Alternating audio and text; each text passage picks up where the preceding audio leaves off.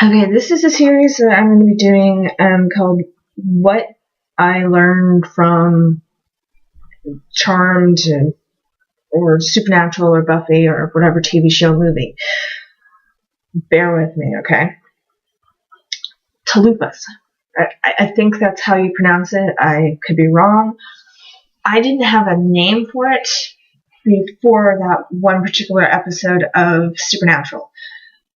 I knew the idea of it. I just didn't know the name or it existed before. Okay, so Tulpa, for those who don't know, it is a thought form that comes to life through many people putting energy into that thought form. Which is why the internet has created such a hotbed for creating Tulpas. What I used to call it, and what the people I used to talk to in my life previously when we used to have conversations about these types of ideas, we just called it mass hysteria or a mass thought form or group kind of energy or group hallucination. We're going to talk about for one moment or two the Charmed Book of Shadows. And I know that particular item gets a lot of hatred from some of the pagan community. Really shouldn't, but I know it does. They look at it and they say, oh, well, it's not real. Why are you people so obsessed with it? Yada, yada, yada. Well, here's my take on it. The Charmed Book of Shadows, as much as people dismiss it, they really shouldn't, because it does have a power all its own. Why does it have a power all its own? Because it's become, in a manner of speaking, a Tulpa. The fact that so many fans out there were drawn to the idea of this all-empowering, all-encasing magical book of knowledgefulness, that fans have gone out and put time and energy into creating replicas. Some of these replicas are strictly containing photos and artwork and spells that were seen on the TV show, and some of them are a mix of that with spells that they've either looked up online or looked up in books, or even, for that matter, created themselves. So you've got this you have this energy that has been put into this inanimate object,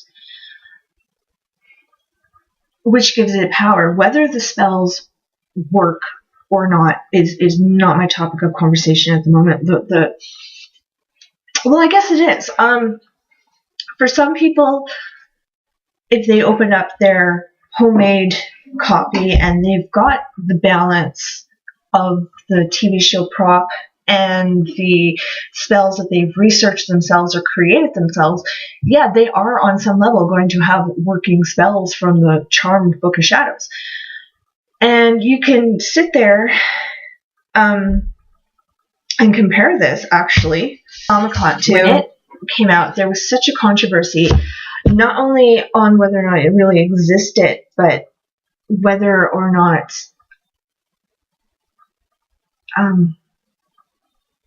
the copies that suddenly started to appear were legitimate or not. The point being, it created enough belief in people that they went ahead and they created their own, that they put their energy into it and decided, you know what, let's take this idea out of thin air and make it physical. There are so many copies of the Necronomicon out there, all claiming to be the real one. Who really knows for sure? The idea had to come from somewhere. The idea got built upon. Someone put it into print. Voila. 80, 90 years later, it's one of the most well-known occult books out there, whether you take it as fiction or whether you take it as reality. The point is, physically, you can hold a copy, just like the Charmed Book of Shadows. Which, isn't that the whole point of a Tulpa?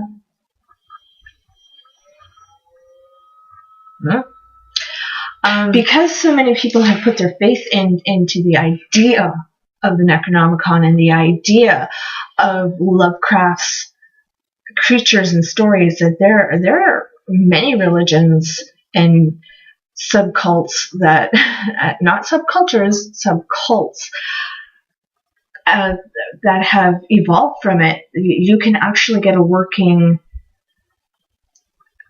ritual based merely on the fictional stuff that H.P. Lovecraft and his devotees have created. That actually might be a good time to end that there and save the Cthulhu cults for another time.